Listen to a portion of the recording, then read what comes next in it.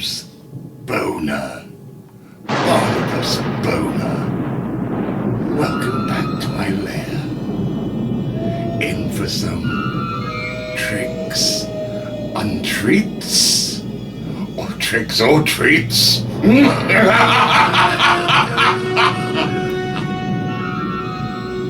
Okay, Barnabas. Let's get one thing straight. You can be part of the video, but you're not the host. So give me a minute, and you can join me. Okay? Okay, my delectable temptress.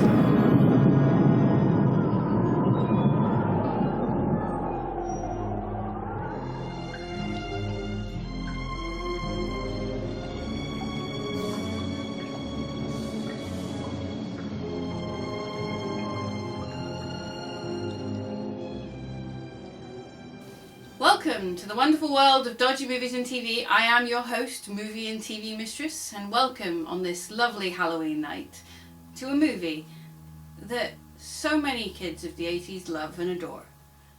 Yes, that movie is The Monster Squad.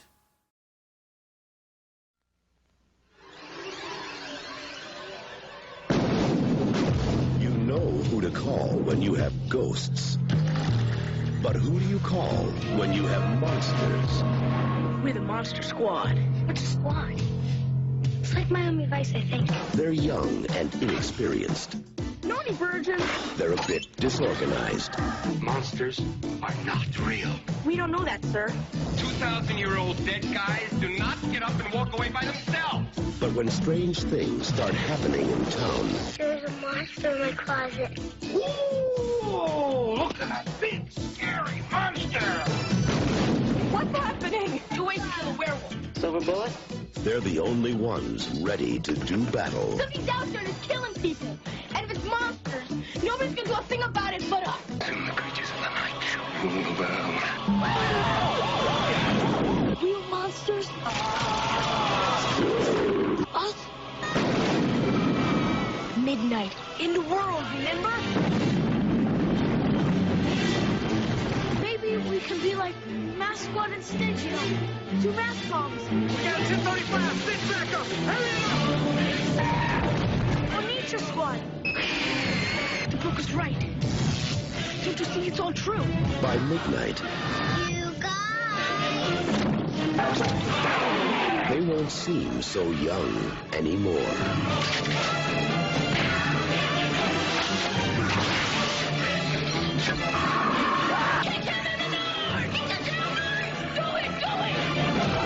The Monster Squad. Wolfman's gone mad. You're being very quiet, Barnabas. Monsters. Demons! All things scary for All Hallows Eve. And that's very true.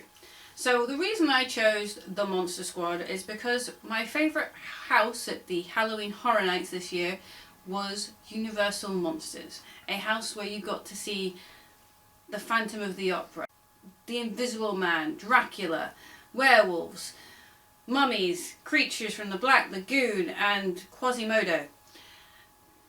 And every time I saw that darn Wolfman jump out at me in his white shirt, all I wanted to say was, kick it in the NARDS!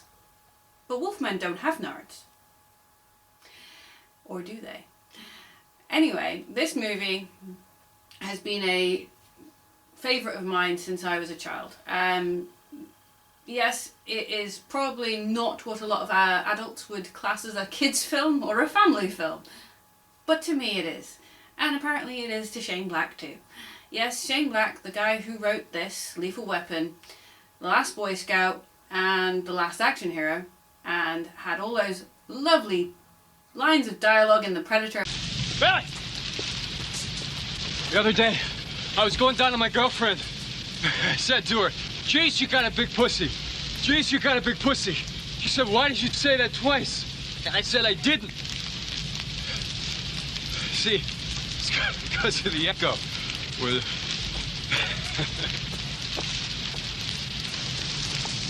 Well, yeah, this is his idea of a kids film and a family film. In the same way that Goonies made kids want to go out and be pirates and take on pirates and go and hunt for treasure, this makes you want to be, well, the Monster Squad. And hey, we had the Ghostbusters, so we needed a Monster Squad because the Ghostbusters only bust ghosts.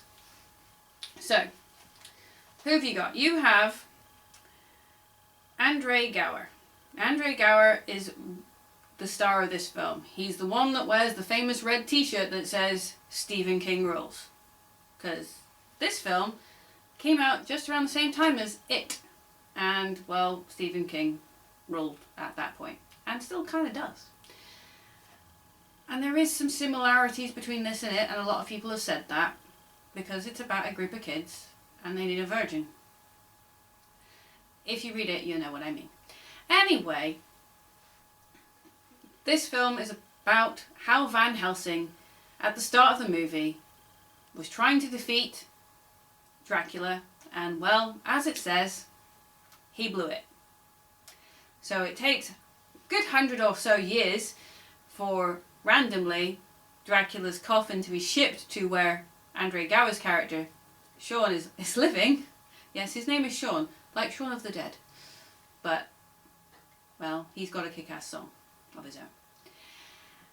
So Sean has somehow his mum, yes, the same mum from Goonies, and the psychiatrist from Lethal Weapon, yes, that same lady, she somehow got hold of Van Helsing's diary, because, you know, that just randomly happens to be in America, sure. And randomly, Dracula has already figured out that Sean has said book and wants to talk to him, and is using the so hard to figure out pseudonym of Alucard. Yes, Dracula spelt backwards, everyone. So easy, yet so hard. So Dracula is going around gathering all of his monster friends together. The Creature, the Mummy, the Wolfman, and resurrecting Frankenstein's monster. That all happen to be in this small American town where the Halloween movie that's on at this drive-in is Groundhog 6. Sorry, Groundhog Day 6. Yeah, because, you know, a guy killing people with an axe on Groundhog Day. Why not? Why is that not a movie? He's figured out Dracula's after him. He can't read German, because who reads German? Except, you know, German people and myself. And there's a scary, and his name is literally in the credits as Scary German Guy. Yeah, why not? Scary German Guy is the same guy that played a similar sort of character in V around the same time.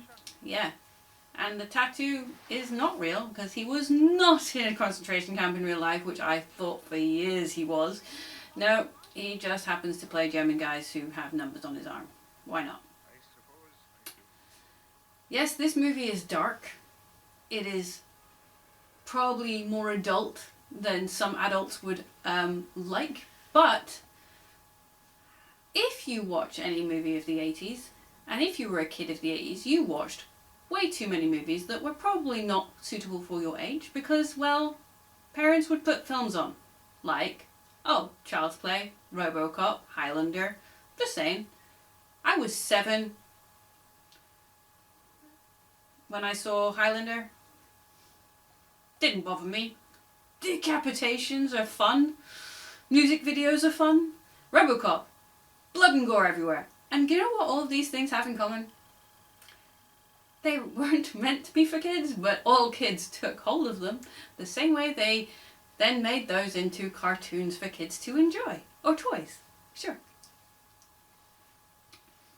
So we've got Tom Noonan, who would later on go on to be in another Shane Black film as a bad guy, that would be Last Action Hero, as Frankenstein's monster. He's basically the sloth character in this film. You know, like Goonies, they had sloth. They have Frankenstein's monster. You have the sets from Lethal Weapon and Gilmore Girls, though some would make you believe that that was actually the town square from Back to the Future and Gremlins. It is not, and this is the reason why. The sets that are in Gremlins and Back to the Future are on the Universal Studios backlot. Universal Studios, in my opinion, stupidly did not pick this film up. It's a movie about monsters that they are famous for making famous. They should have just grabbed this and gone, yeah, let's make that, because, you know, we own the Universal monsters. But no, they did not. They went, no, we're passing on that. So it got made by another studio, and that meant that Stan Winston had to redesign the look of all the monsters because of copyright. So that's why Frankenstein, or Frankie as he's known, looks a little bit different to Boris Karloff's Frankenstein monster from the Universal movies, and why the creature from the Black Lagoon looks completely different, and why the mummy doesn't look like Boris Karloff either. And well, anyone can be Dracula as long as they've got a cape with a bit of red on it and a white shirt, sure. And the Wolfman. My other little bit of fun that I always have with the Wolfman, apart from the fact that they destroy all ideas that you can kill the Wolfman any other way than silver bullet, which you can't, you have to kill it with a silver bullet. They blow him up and he gets back together, and this was years before Terminator 2 did that.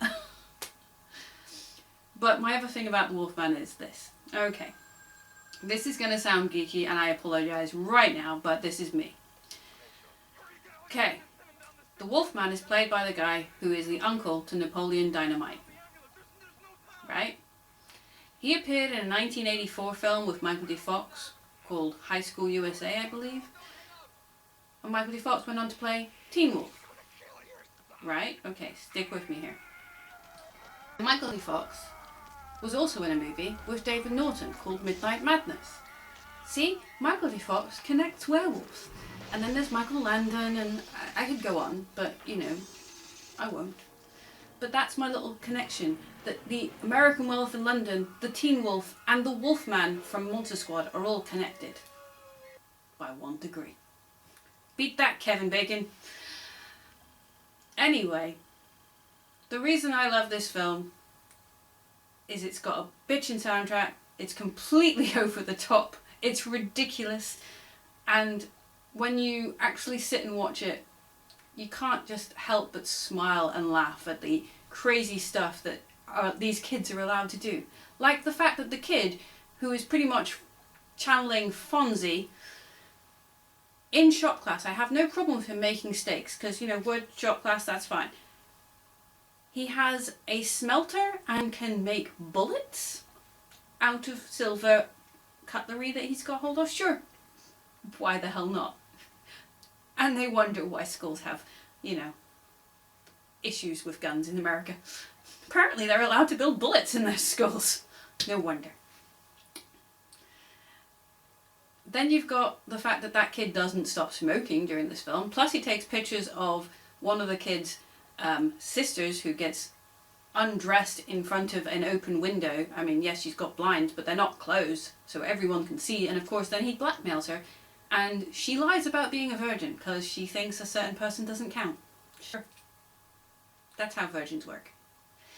And at no point does anyone ever think that a virgin can be a boy. No, it has to be a girl. Because only women and girls can be virgins. Sure. Those boys could have done it themselves if they just read German.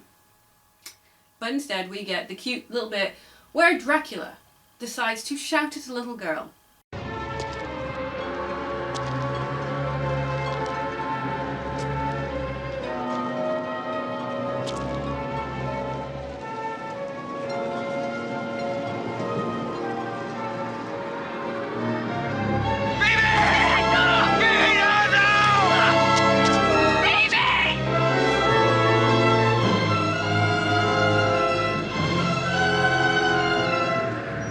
Give me the amulet, you bitch!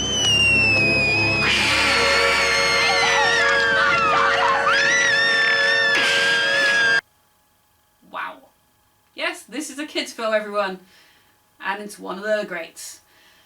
But then again, if you go back and watch and read your fairy tales and watch your childhood movies, you'll find out there's a lot of adult stuff in those movies, and they're not just for kids. They have to be there for both. Don't you agree, Barnabas? I do. Do you know why I can't go out at Halloween? No, why can't you go out at Halloween? Because I have nobody to go with. Did you get that from a cracker? Yes, sorry. Okay, do you need help with your jokes? Would you like to come with me? I'm going to move away from that question because that's a very weird question to ask. I hope you're all enjoying this Halloween season, and I hope if you get a chance that you check out The Monster Squad and enjoy what is a brilliant Fred Dekker film written by Shane Black, as I mentioned, with special effects by Stan Winston, and what is an absolute brilliant 80s film that deserves to be recognised as a classic in the same way that The Wizard of Oz finally has been. Because you know what? The Wizard of Oz flopped back when it came out at the cinema. It was only after multiple screenings, the same way that It's a Wonderful Life had, that it became a classic that it is today. Do you know what scared me about The Wizard of Oz? Was it the flying monkeys? Goddamn flying monkeys! Have you seen Return to Oz? Yes. I find the wheelies more scary than the flying monkeys. That's my personal opinion though. So, from me and Barnabas, happy Halloween. And I will be back again in November for some possible sci-fi movies. Yeah, I'm feeling sci-fi for November. So, thank you for watching. Please check out all my reviews. Comment down below, Facebook, Twitter, Instagram, or on my website. All links are in the description below. And share this video with people. Make them laugh. And remember, hit that subscribe button. And when you hit that subscribe button, if you hit the notification bell over here, it will notify you when I upload. And thank you for being patient with me, as I wanted to release this video on Halloween and not just on a Sunday. But there will be another video this Sunday, so please check it out. And thank you for watching. Live well or die hard. No! Wrong franchise. Happy Halloween! Bye! I don't wanna go